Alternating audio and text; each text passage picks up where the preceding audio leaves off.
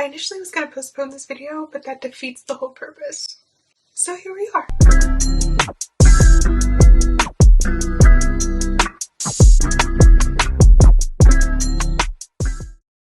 Hi loves! Welcome and welcome back to my channel. If you're new here, my name is Carrie. I make girly glam and slightly ratchet content here online, and today's video will be no different. But I did figure we could sit down and have a little girl chat today and talk about exiting our lazy girl era. So if you're watching this video and you clicked on this because you're looking for tips on how to get out of a slump and how to exit that lazy girl era for good, then just keep on watching. But first, make sure you subscribe, turn on the post notification bell so you never miss a thing, and feel free to follow me across socials at Glaminista08. That way you can see all the other girly glam and slightly ratchet parts of my life on the daily. With all that being said, let's get into today's. Alright y'all, she came prepared, okay? I have a list of my tips on my phone of how we're exiting this lazy girl era. First, a quick overview of my lazy girl era, just so that if you are new here, you're not like, who is this stranger talking to me today? Like I said, my name is Carrie. I don't consider myself to be a lazy person. It's actually one of those characteristics or words that I would never have thought I'd describe myself as. I've always been ambitious, I've been a hard worker, I've been very passionate, I've been driven, motivated, all that jazz. But like I said, last year I was in my lazy girl era.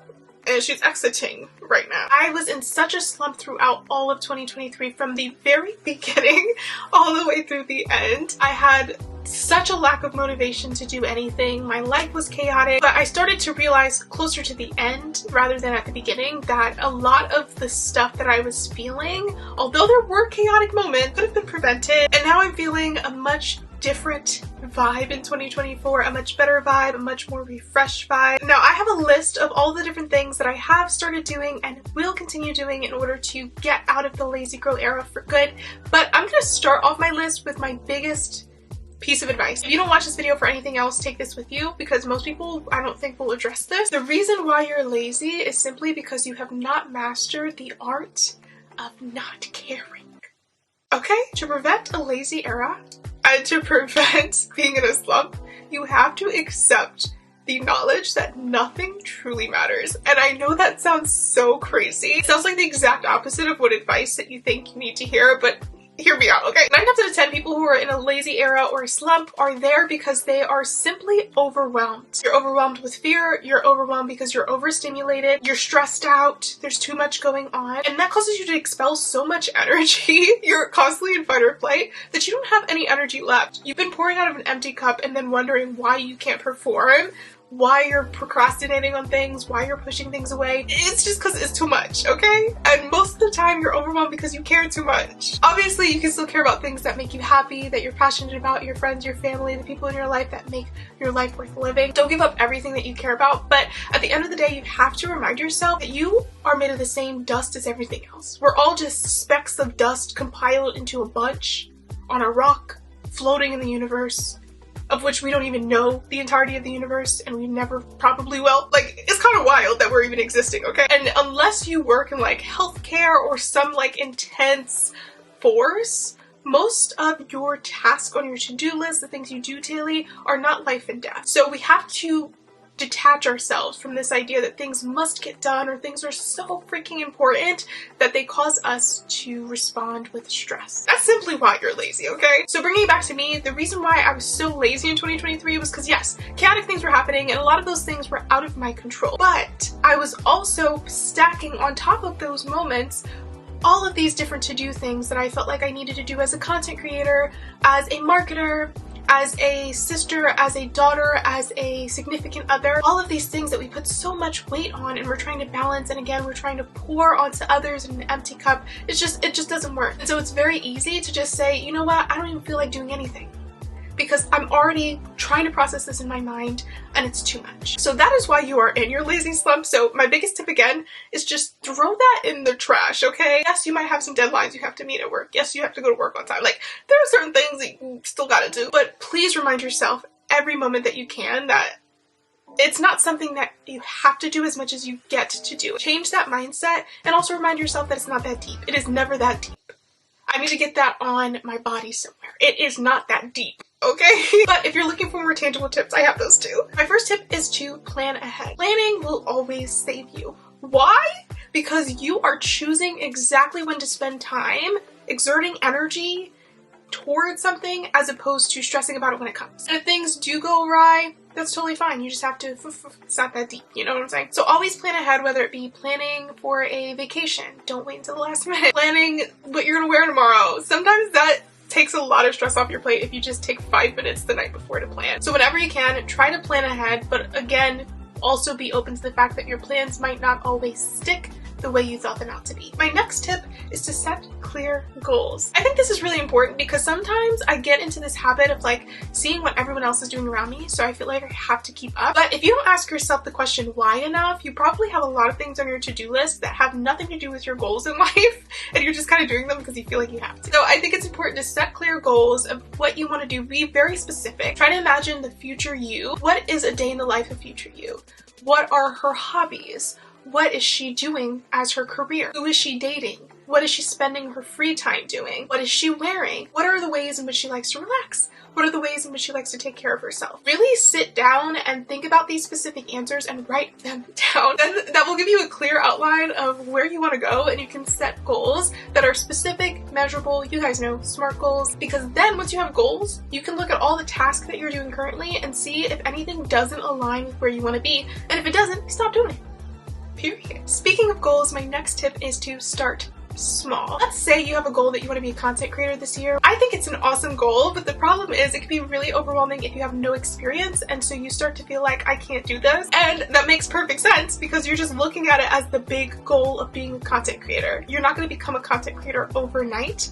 So you have to take small steps. Break down your goals into small, less intimidating pieces so that by the end of the year, even if it took you 365 days to get to that point, you're 365 smaller pieces closer to who you want to be, as opposed to not being close at all because you were intimidated by the larger outcome. Next, prioritize tasks. I am the queen of OCD planning, list, time blocking, etc. So whenever you can, prioritize. I think it's super important to really break down out of all the different things that we're trying to do in one day, all of the different roles we're trying to play, if there were like 3 big things that you have to get done, what are they? If you prioritize every single task, which is something that I have fallen into the trap of many a time, you're going to be so much harder on yourself when you don't get things done. You're going to be stressed out all the time. You're going to burn out very fast. And listen to me, okay? This is coming from a girl who is a workaholic. It's okay to take breaks. It's okay to say, you know what, I'm not even gonna do my to-do list for the rest of the night. I'm gonna do something I like. It's okay to do those things. And it feels a lot better when you take breaks and you don't finish a to-do list when you've at least finished the 3 tasks you've prioritized. And I'm challenging you, if you're watching this video, to have at least one of your priorities be around self-care daily, making sure that you have moments for leisure so you never burn out. My next tip I think will resonate with a lot of you if you're watching this video. It's to create a routine. I love to watch a good routine, okay? Routines are nice, and the reason why they're so good is because when you have a routine, it literally takes stress away from your brain. It keeps your body from having to do any type of stress response. Literally, there's been studies about this. Routines are good because you know what to expect. So you almost become at ease. Your body is at home because you know what's happening next. So you don't even have to think about it. And it's the same reason why if you have a routine and you follow it every day and then you break it, it feels a little like catastrophic. It's just because your body and your brain are not used to that, so it's trying to adjust. So imagine having that every day. Yeah, get a routine. My next tangible piece of advice is to explore nature. You might be a hermit like your girl, but nature, when you're in it, it's just so much more peaceful because you don't have technology, you don't have blue light exposure, you don't have expectations, you don't have to be the digital you and the real you at the same time. You can just exist, and that's necessary. Take nature breaks, whether it be going on a hot girl walk, even if it's around your apartment complex, you're still outside. If you have a park that's safe nearby, go with a friend, go with your dog. If you do like hikes, definitely take them. Go to the beach, go in water, go in the trees, go in the countryside, wherever there's nature around you. Prioritize that into your routine, even if it's once a week as opposed to once daily, because it does truly make a difference. Plus, most likely if you're outside, you're walking, so you're also getting a little exercise in too. And that leads directly into my next tip, which is to always incorporate some type of physical activity every single day. This doesn't mean you have to do some hardcore, high intensity workout at the gym every day. Actually, don't do that. Okay, we're into cycle syncing this year, and there are going to be certain days where you just have less energy when you wake up, and that's fine too, but try to find ways to still incorporate a little bit of movement, even if it is just walking. I have noticed a huge difference in my mindset when I have the mornings dedicated to morning movement first thing when I wake up, as opposed to when I don't move my body and I just sit on my laptop all day. It's not a good look. It's not cute. Also, I don't know what my voice is doing, but we're just gonna keep it moving because we got a video to film. We're not being lazy today. Okay, my last few tips are more like fun, tangible tips. First of all, revamp your fashions, okay? Sometimes you need like a little pick-me-up, you need to try something new. So sometimes when I feel like I'm in a slump, I force myself to try something that I wouldn't normally like in the style department. Try a different aesthetic, try dressing differently for a day, do your hair differently, do your makeup differently, and do something. Even if you end up hating it, it'll feel good that you tried something new, and you might find a new go-to look. Honestly, it's just something new to try, and it makes you feel a little bit more inspired and creative and gets your juices flowing to take more care of you and try new things for yourself, because we are always growing and evolving in 2024 and beyond. Okay, next tip I wrote was set fun challenges.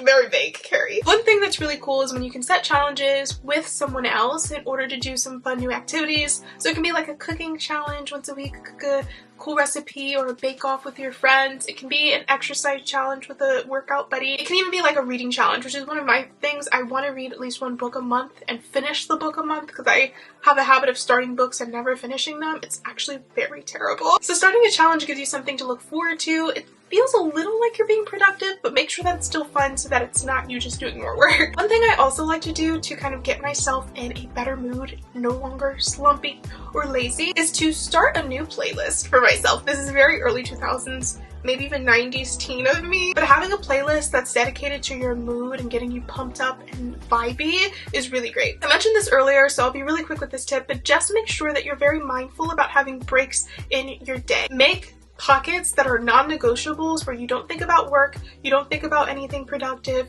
and even if it's literally just you breathing, doing some breath work, meditating, just sitting in silence, make that time, because if you don't make it, it's not going to happen on its own. My second to last tip is to try new things. This kind of goes along with the challenges, but I think it's really cool when you can try something that you hold a little bit more of accountability towards, like a new class or doing a new hobby again with a friend. Try something new. Again, you might hate it, but at least you tried something and you learned from it. And my last tip is pretty simple, but it's probably the tip that people forget the most. Don't ever hesitate to celebrate yourself. Sometimes we're so focused in our goals for our future self, us wanting to reach X, Y, and Z, especially if you're really dedicated towards getting out of your slump, that you forget to celebrate the small wins and where you're at right now. I do this all the time. I'm always focused on my next step, and I'm really challenging myself this year to live more in the present, because Carrie from 2012 would be shook at where I'm at right now. Carrie from 2022 would be shook. 2023 would be shook, but